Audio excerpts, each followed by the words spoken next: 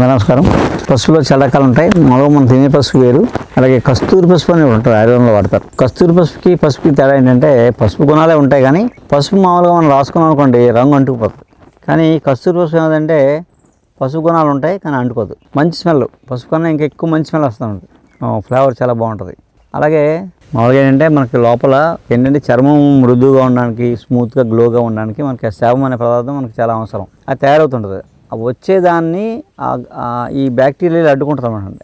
అడ్డుకోవడం వల్ల మొట్టం వచ్చేస్తుంది. ఆ మొట్టాలు ఆ బ్యాక్టీరియా ఏం చేస్తుంటే ఈ కస్తూరి పసుపు రాసుకుంటే ఆ బ్యాక్టీరియా పోద్ది అన్నమాట. పోయి మనకి శాపం కరెక్ట్గా రిలీజ్ అయ్యి మొట్టాలు రాకుండా ఉండి మొహం అందంగా గ్లోగా ఉంటుంది అన్నమాట. చర్మం మృదువుగా ఉంటుంది అన్నమాట. అలాగే ఫేస్ ప్యాక్లో వాడతారు దీన్ని.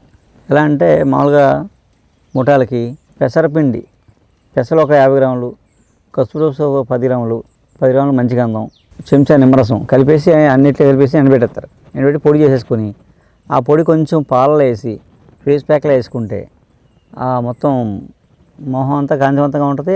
మొట్టాలు రావాలన్నమాట.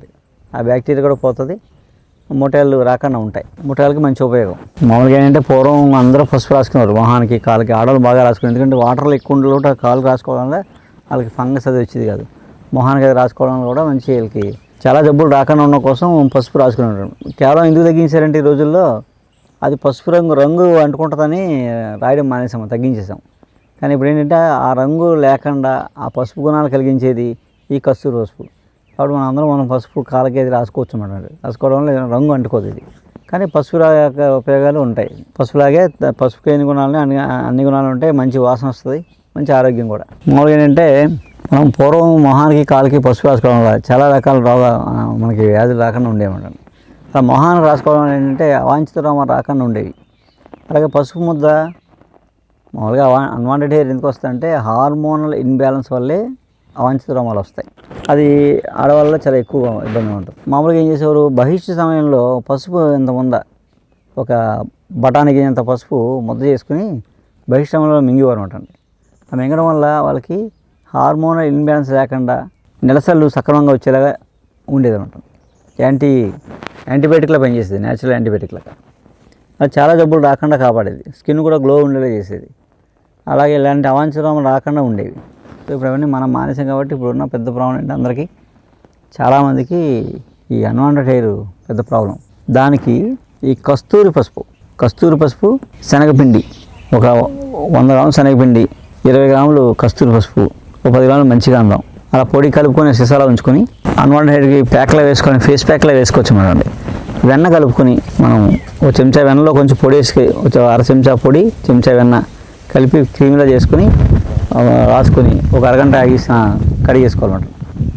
అలా కొన్నాళ్ళు చేస్తే ఈ అవాంఛిత రోమాలన్నీ పోతాయి అన్నమాట, ఇంక రాకుండా ఉంటాయి.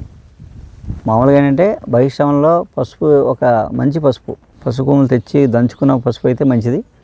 చిన్న ముద్ద, ఒక శనగ ముద్ద బహిష్ఠంలో తిన్నారనుకోండి, మింగేసి వాటర్ తాగితే ఆ నెలసరి సమయంలో ఒకసారి నెలగా ఫస్ట్ డే ఒకసారి పసుపు ముద్ద మింగితే ఈ హార్మోన్ ఇన్బ్యాలెన్స్ లాంటివి ఉండవు, ఇలాంటివి రాకుండా ఉంటాయి ముందు.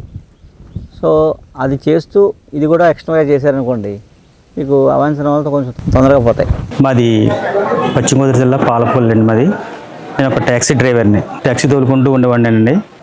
నాకు సైనస్ అనే కంప్లైంట్ ఏర్పడ్డది సార్. నాకు ముక్కులో గడ్డ కట్టేసిందండి. నాకు బాగా విపరీతంగానే ఊపిరి అందిది కదా సరిగ్గా. నాకు ముక్కుతో పీల్చుకునే గాలి నోటితో పీల్చుకునేవాడండి.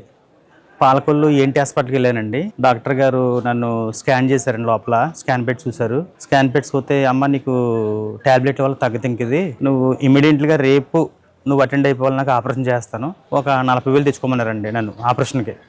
ఈ సైనస్ ఆపరేషన్కి 40,000 తెచ్చుకోమన్నారు డాక్టర్ గారండి. నేను నెల రోజులు కూడా ఏ పని చేయకూడదు, రెస్ట్ తీసుకోవాలి. నేను ఉదయం లేచి ట్యాక్సీ తోలుకుని నేను జీవనోత్తం గడుపుకునేవాడిని. 4 రోజులు అలాగా బాబు అని ఆలోచించుకున్నాను సార్. నేను పాలకొల్లు నుంచి ఒక నవాబు గారు ఒక లైన్మెన్గా తీసుకొచ్చారండి. కిరాయికి అడుచుకున్నారు ఆయన నన్ను. ఇలాగ రాజమండ్రి దగ్గరికి ఆదాడ వెళ్ళాలి బాబు అంటే కిరాయికి వచ్చాను సార్. నేను వస్తే దారిలో చెప్పాను నవాబు గారికి, నవాబు గారు ఇలాగండి నాకు ఇలాగ సైనస్ గడ్డ కట్టేస్తుందండి ముక్కులోని, రేపు పొద్దున ఆపరేషన్ చేయించాలంటున్నారు, మరి నాకు ఏంటి సార్ అంటే అప్పుడు డాక్టర్ గారిని చూపిస్తానని చెప్పేసి డాక్టర్ గారు చూపించారండి. చూసారు, రవివర్మ గారు చూసారండి. ఫస్ట్ నెల ట్యాబ్లెట్ ఇచ్చారండి నాకండి సైనస్కి. ఆ నెల రిలీఫ్ అయింది కొద్దిగానండి. రిలీఫ్ అయింది, ఊపిరి అందుకుంటుంది నాకు. అంటే నోటితో పీల్చుకున్న గాలి ముక్కుతో పీల్చుకుంటున్నాను, లైట్గా వచ్చిందండి. కంప్లైంట్ ఓహో క్లియర్ అయిపోతుందని చెప్పేసి ఇప్పుడు దాకా మొత్తం క్లియర్ అయిపోయింది సార్ నాకు సైనస్ అంతా. దాంతోపాటు షుగర్ కంప్లైంట్ మళ్ళా నెలలో చెప్పానండి సార్కి. షుగర్కి 2 పూట్ల ట్యాబ్లెట్లు వేసిపోయానండి అండి. ఉదయం సాయంత్రం 2 ట్యాబ్లెట్లు రోజును. ఏంటి జీవితం అంతా ఈ ట్యాబ్లెట్ మింగుతా అని చెప్పేసి విరక్తి పుట్టేసింది నాకండి. జీవితం మీద తింటాను ట్యాబ్లెట్ ఏంటి బతికేంటి అనిపించింది. ఆఖరికి దేవుడి దయ వల్ల అసలే మన రవివర్మ గారు వల్ల ట్యాబ్లెట్లు మొత్తం 3 నెలలు ట్యాబ్లెట్లు మొత్తం మానిపించేస్తారండి. చాలా ఆరోగ్యంగా ఉంది సార్ ఈరోజు. నాకు చాలా హ్యాపీగా ఉందండి. ఫ్యామిలీతో ఇలా హ్యాపీగా ఉన్నానండి. షుగర్ వల్ల కంప్లైంట్లు అన్నీ కూడా క్లియర్ అయిపోయినాయండి. సార్ ఇచ్చారు మందులు అట్లా కూడా. ఫ్యామిలీతో చాలా హ్యాపీగా ఉన్నామండి.